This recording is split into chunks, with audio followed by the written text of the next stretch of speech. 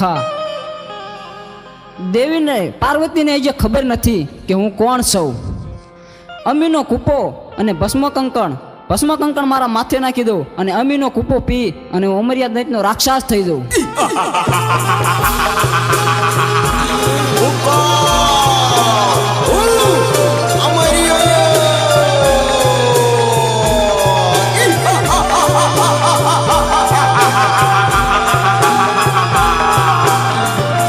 કરોડ દેવીને મારા મૂછના માવળે બંધેવાન કરું.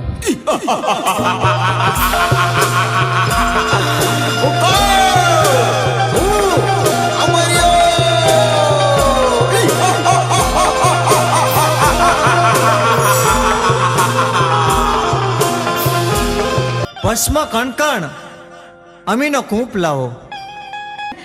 આલુડાએ હટ લીધી હતી ને એટલા માટે મેં એને આપી દીધું. અનાથ થઈ ગયો. એ આલુડો એક માયાવી રાક્ષસ હતો. તમે ભસ્મ કણકણ અને અમીનો કૂપ આપી દીધો. ભસ્મ કણકણ માથે ચડાયું, અમીનો કૂપ પી અને અમરિયા નામનો દૈત બની ગયો છે. દેવી, હું જેમ નાચું એમ મારી સાથે નાચ. શરત મને મંજૂર છે.